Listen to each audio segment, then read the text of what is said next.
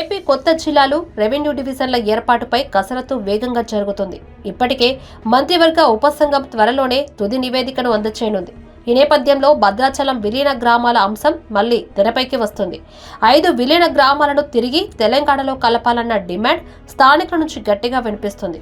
ఇక ఇదే విషయంపై రాష్ట్ర ప్రభుత్వం కూడా దృష్టి పెట్టింది. ఈ మేరకు తెలంగాణ మంత్రి తుమ్మల నాగేశ్వరరావు కేంద్ర హోంశాఖతో పాటు ఏపీ ప్రభుత్వానికి లేఖలు రాశారు.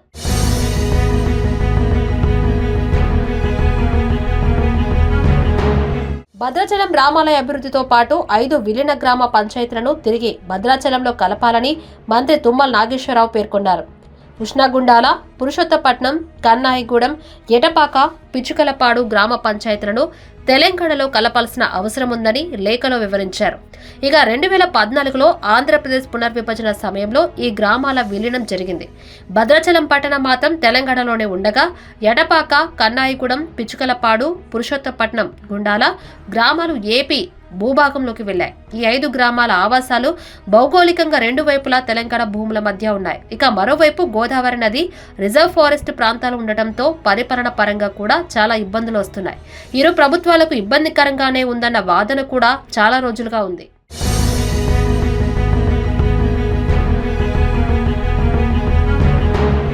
గత దశాబ్ద కాలంగా ఇక్కడి ప్రజలు తమ డిమాండ్లను వినిపిస్తున్నారు. తమ 5 గ్రామాలను తెలంగాణకు పునరుద్ధరించాలని కోరుతున్నారు. చాలాసార్లు ప్రజాప్రతినిధులతో పాటు ప్రభుత్వాలకు కూడా లేఖలు రాశారు. ఈ విషయాలన్నింటినీ మంత్రి తుమ్మల తన లేఖలో వివరించారు. ప్రస్తుతం ఆంధ్రప్రదేశ్ ప్రభుత్వం జిల్లా సరిహద్దుల పునర్వ్యవస్థీకరణ, హేతుబద్ధీకరణపై కసరత్తు చేస్తుంది. ఇప్పటికే నివేదికలు కూడా సిద్ధమవుతున్నాయి.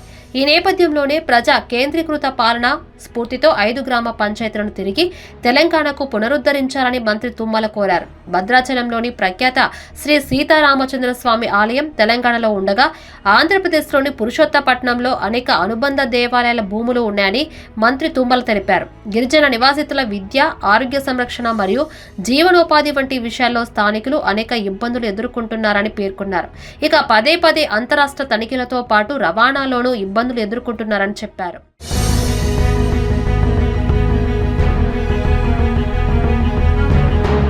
భూపరిమితుల కారణంగా భద్రాచలం ఆలయం డంపింగ్ యార్డులు మరియు సహాయక నిర్మాణాలు వంటి సౌకర్యాల కోసం స్థలాన్ని పొందడంలో ఇబ్బందులను ఎదుర్కోవాల్సి వస్తుందని మంత్రి తుమ్మల తన లేఖలో పేర్కొన్నారు. 5 గ్రామాలను తెలంగాణతో విలీనం చేయడం వల్ల ఆలయ అభివృద్ధికి ఊతం లభిస్తుందని అభిప్రాయపడ్డారు. ఈ డిమాండ్ రాజకీయ ప్రేరేపితమైనదని కాదని నిజమైన పరిపాలన మరియు భావోద్వేగ విజ్ఞప్తి అని మంత్రి తుమ్మల నొక్కి చెప్పారు. ఒక దశాబ్దానికి పైగా స్థానిక గ్రామ సభలు, గిరిజన సంఘాలు మరియు ప్రభుత్వ సంస్థలు ఈ విలీనం కోసం పదే పదే కోరుతున్నాయని ఆయన పేర్కొన్నారు.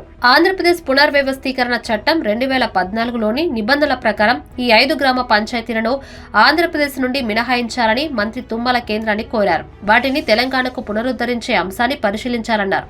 ఇక భద్రాచలం ప్రాంత ప్రజల దీర్ఘకాల ఆకాంక్షలను నెరవేర్చడానికి కేంద్ర, ఆంధ్రప్రదేశ్ ప్రభుత్వాలు ఉదారంగా వివరించాలని విజ్ఞప్తి చేశారు.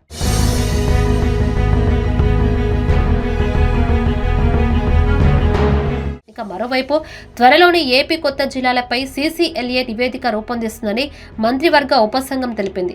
సీఎం వద్ద చర్చించి తుది నిర్ణయాలు వెల్లడిస్తామని పేర్కొంది. కొత్తగా 8 జిల్లాల ఏర్పాటుపై ప్రజల నుండి వినతులు వచ్చాయని వివరించింది. కానీ పరిపాలనా పరంగా సౌలభ్యంగా ఉండే వాటిపైనే నిర్ణయం ఉంటుందని స్పష్టం చేసింది. కొత్త రెవెన్యూ డివిజన్ల ఏర్పాట్లపై కూడా చాలా ప్రతిపాదనలు వచ్చాయని, వీటిపై కూడా సుదీర్ఘంగా చర్చించినట్లు వెల్లడించింది. పరిపాలనా సౌలభ్యం మేరకు కొత్త డివిజన్ల ఏర్పాటు ఉంటుందని స్పష్టం చేసింది. ఏపీ ప్రభుత్వం కసరత్తు తుది దశకు చేరుకుంటున్న నేపథ్యంలో తెలంగాణ ప్రభుత్వం విజ్ఞప్తిని పరిగణలోకి తీసుకుంటుందా, తెలంగాణ సర్కార్ చేసే ప్రయత్నాలు ఫలిస్తాయా లేదా అన్నది ఆసక్తికరంగా మారింది. ఈ ప్రక్రియ జరగాలంటే పునర్విభజన చట్టానికి సవరణగా జరగాల్సి ఉంటుంది. ఈ విషయంలో కేంద్రం చర్యలు తీసుకోవాల్సి ఉంటుంది. అయితే ఏపీ, తెలంగాణ ప్రభుత్వం అంగీకరిస్తూ కేంద్రానికి ప్రతిపాదనలు పంపితే విలీన గ్రామాలపై అడుగు ముందుకు పడొచ్చన్న అభిప్రాయాలు కూడా వ్యక్తమవుతున్నాయి.